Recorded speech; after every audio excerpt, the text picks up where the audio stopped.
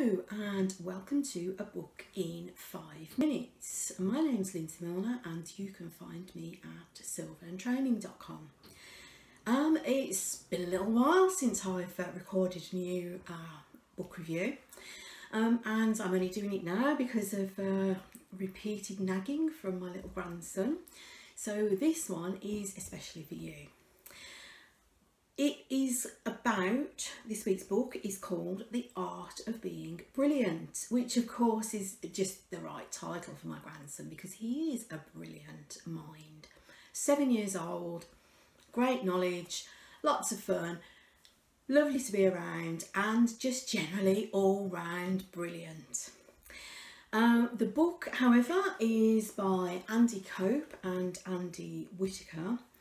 And although it's called The Art of Being Brilliant, I think that the title is a little bit misleading. It's not really about being brilliant. It's more about how to be happy. And if you've watched any of my previous book reviews, you'll know that I've covered actually a few books really around how to be happy.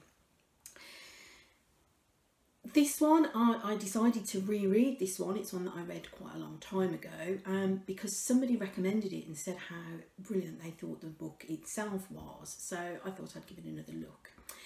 And to be honest, I was a little bit underwhelmed. I wasn't as enamoured with it as I thought I might be, which is possibly why I didn't remember it from having read it a few years back.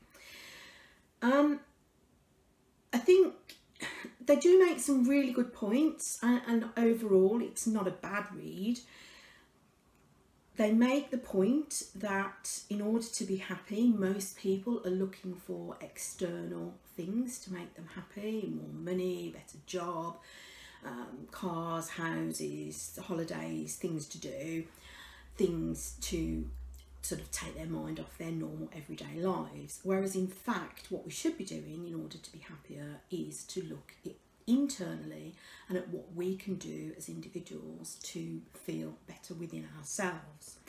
And I think that, you know, in accordance with a lot of other books that I've read along similar lines, that is, you know, scientifically backed. It's a fact that if we want to be happy, we've got to look internally and not for external things to help us to be happy. So from that point of view, yeah, worth reading.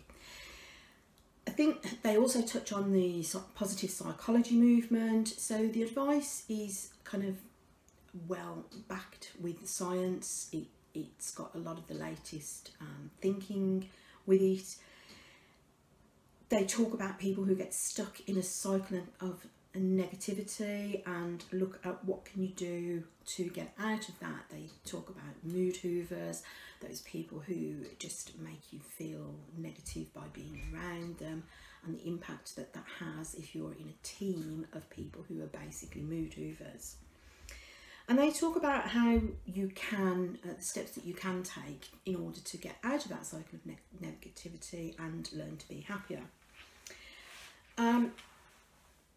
I thought it was a fairly interesting read, especially if you are new to this kind of thinking. It probably is worth you having a look.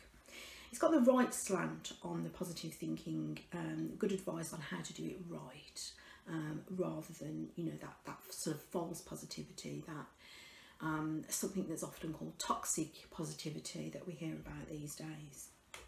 The book was a little bit long. I thought it was a little bit long-winded. And probably not the most practical in terms of being able to pick out what are the things that you as an individual can do in order to learn to be happier.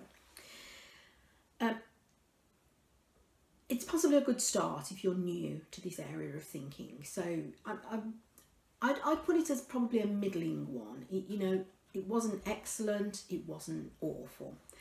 On balance, I probably prefer Shawn Achor's Happiness Advantage. So, you know, maybe start with this one if you like, but perhaps consider starting with Shawn Achor instead. So that's this week's book in 5 minutes, The Art of Being Brilliant by Andy Cope and Andy Whitaker. And this was especially for my grandson. So, just for him. Don't forget, make sure you smash that like button if you liked this video and subscribe if you want to be updated on when new videos come out. I'm Lindsay Milner, silverandtraining.com, and this has been A Book in 5 Minutes. See you next time. Bye.